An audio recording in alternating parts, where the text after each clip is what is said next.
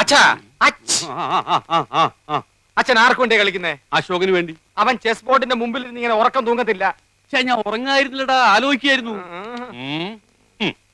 എന്നാ തൈപ്പറമ്പുകാർക്ക് വേണ്ടി ഞാൻ ആനയെ ഇവിടെ വെച്ചു ചെക്ക്. എന്ന അരശുമൂട്ടുകാർക്ക് വേണ്ടി ഞാൻ കുതിരയെ ഇങ്ങോട്ട് ചാടിച്ചു. അച്ഛൻ ചരിഞ്ഞു. ആന ചരിഞ്ഞു. എന്തായി എന്തായി എന്തായി? അശോകനെ ഇടവും വലവും അനങ്ങാൻ വയ്യാത്ത രീതി തളച്ചിട്ടിരിക്കുക എന്റെ മോൻ.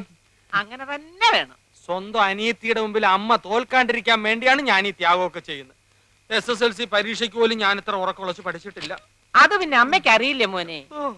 മോൻ ഇതങ്ങോട്ട് വലിച്ചു കുടിച്ചേ ക്ഷീണം മാറട്ടാ. എനിക്കില്ലേ വസു? അശോകൻ കുടിക്കണ്ട. അശോകന് ക്ഷീണമാകാം. അവശതയോടെ കളിച്ചാ മതി.